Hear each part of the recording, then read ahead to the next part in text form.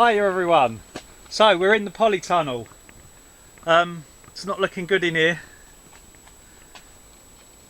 It's all starting to come to an end. We've got the odd pepper still here, the odd banana pepper.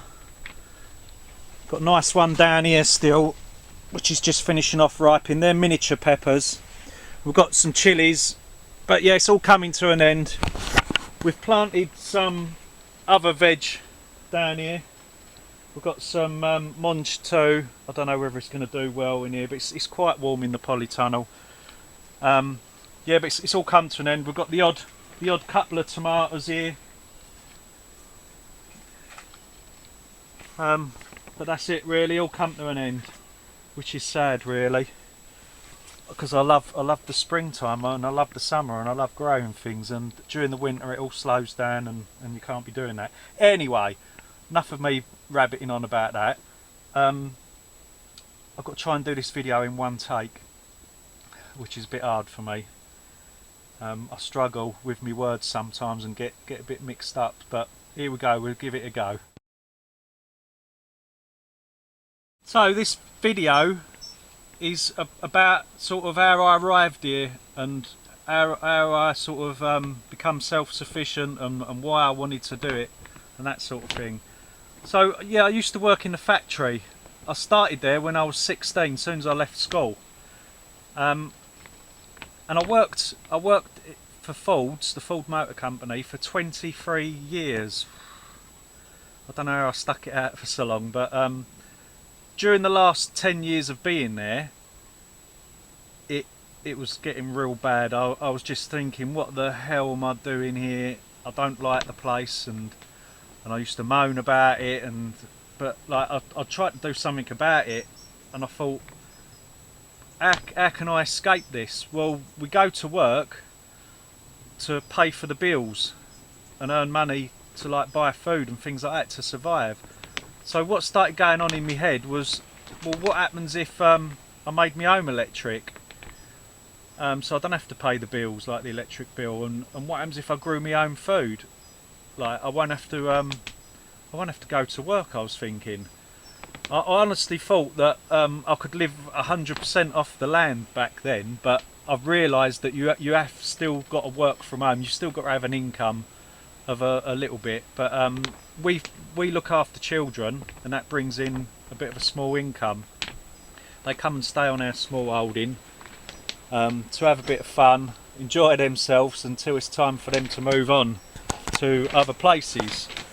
So yes, I used to sit in the factory during the last like 10 years of me being there, and I started reading country smallholding magazines, and I thought, hey, this is brilliant. Like I could do this.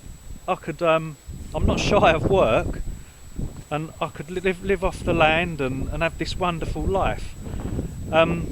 I brought my first house. It was a complete wreck, and it was in Essex, in the busy town. And it was a complete wreck, falling apart. The windows were falling out. The central heating had packed up, and it was in a right old state. And over the 10 years, I renovated it and sold that for a lovely profit. And then we bought another house, and I sold that as well for a nice profit. That was in a bit of a state as well. And we added an extension to it. When I left the Ford Motor Company, which was about 8 years ago, I took like voluntary redundancy, so I was lucky enough to get some redundancy money, which paid for the other house to be renovated and an extension put on it. So yeah, we sold that for a profit, and then we brought this place here, and there's been a lot of hard work gone in, really. This place was a complete wreck when I brought this. No, it had been on the market for like nearly a year and a half. Nobody wanted to buy it, and then I came along, me being the idiot, thinking that I could turn it around. Well, I have turned it around, but it's nearly killed me in the process. Not only like have we been setting up the small holding, we've been renovating this thing, and this has been a nightmare. If you look at some of the previous videos, we've had floors collapsing, ceilings coming down. Oh, it's cesspits packing up and having to dig up all the garden. It's been a nightmare, but yeah, we've got there in the end. But yeah, so I was thinking we can do this. Like, I can supply all my own food. I can like make solar electricity. We can heat the water, and I won't have to earn much money. And it sort of all came together from there. It's become an obsession as well. I'm totally obsessed with being self-sufficient and not having to rely on others. Like, I don't want to rely on the government. No way. You can't trust them to rely on them. And look, it's my goats. They need feeding. They're hungry. I couldn't do it. I couldn't do it in one take. So yeah, it was an obsession, total obsession about being self-sufficient. In my previous houses, my first house had a very tiny garden, and I used to grow veg there. Not much though, but it helped. I also brought some solar panels for my old house. That's like where the obsession was growing and growing, and believe it or not, I was one of the first people to have solar panels.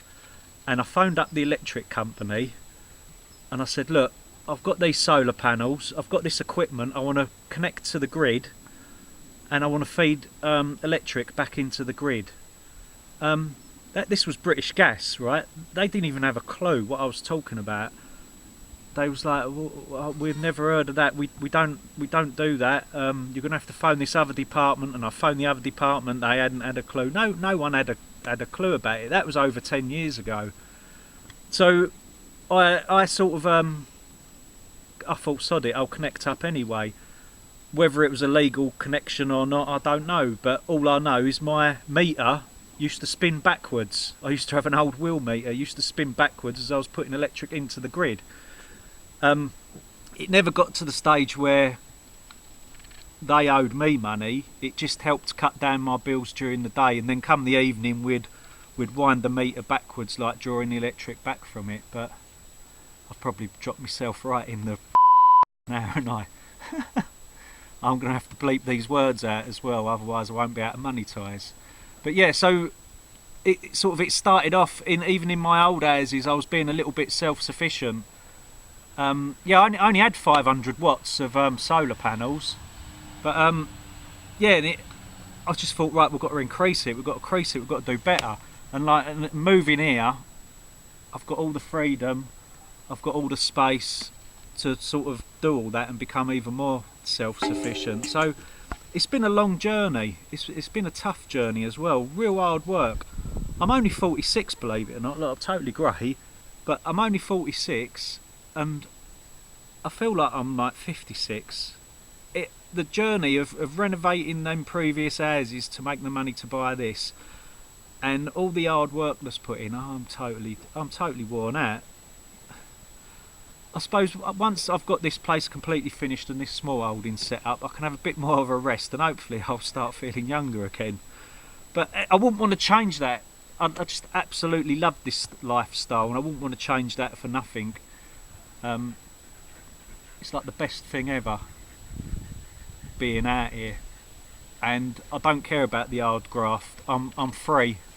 I don't have to answer to anyone apart from the missus, but yeah, I don't have to go to work like for someone else.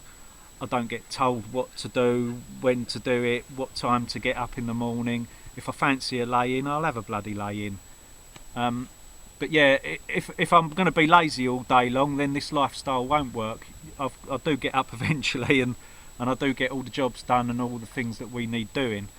So yeah, that's the journey really. And just to let you know that if anyone does want to do this, don't be shy of work. You can't be shy of work. You're supplying you and your family with pretty much everything you need in life. So yeah, so that's that really. Didn't manage to do it in one take. I don't think I ever will manage to do a one-take video. But anyway, take care everyone. Thanks to all my new subscribers. I got 30 subscribers this month. So thank you very much for that. And hello to all you new people. And that's it really. Thanks, take care, and I'll see you soon.